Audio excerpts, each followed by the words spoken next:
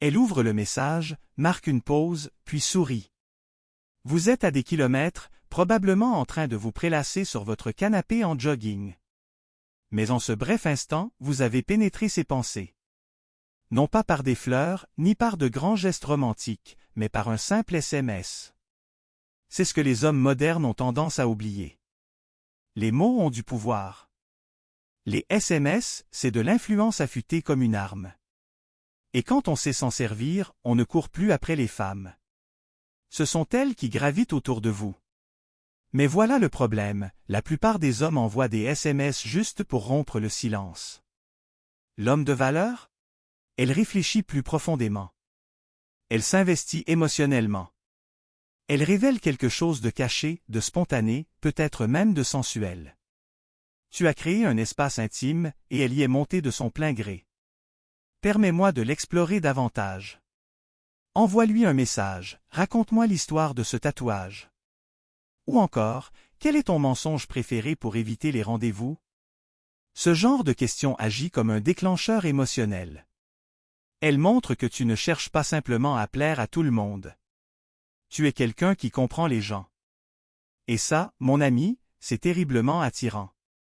La leçon à retenir? Laisse-la parler. Laisse-la s'ouvrir. Laisse-la se révéler naturellement. N'essaie pas de l'impressionner. Laisse-la s'impressionner elle-même à tes yeux. Deuxième secret, le silence. Laisse-la ressentir le poids de ton silence. La plupart des hommes ne comprennent pas le pouvoir du silence. En art, la plus belle chose n'est pas toujours le coup de pinceau. C'est l'espace vide entre eux. En musique, le silence entre les notes crée tension, émotion, sens. Les SMS fonctionnent de la même manière. On n'attire pas une femme en inondant son téléphone de messages. On l'attire en lui laissant ressentir le silence. C'est là toute la force de l'espace négatif.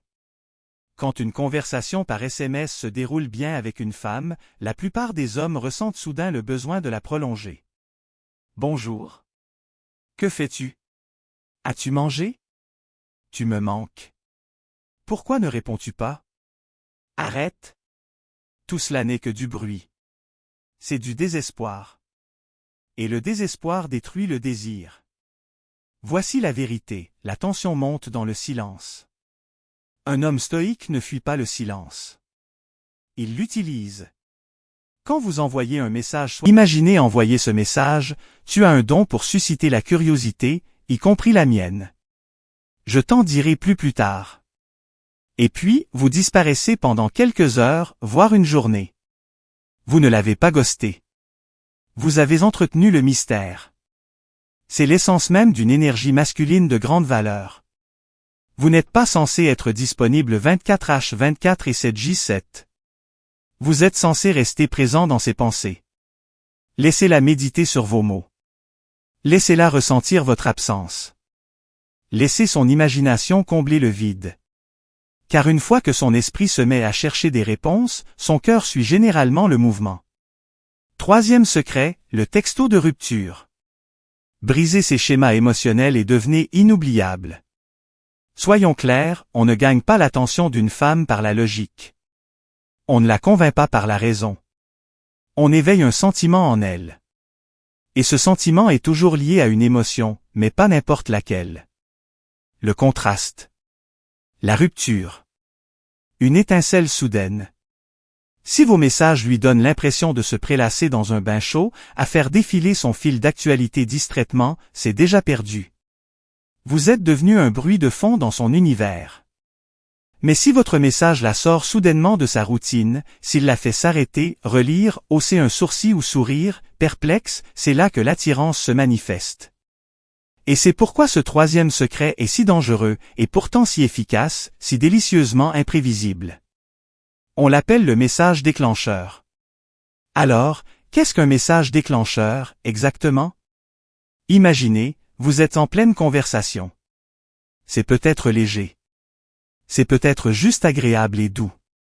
Tout est fluide. Les échanges sont naturels. Elle est captivée. Puis, sans prévenir, vous envoyez un message qui change complètement l'ambiance. Ce n'est pas impoli.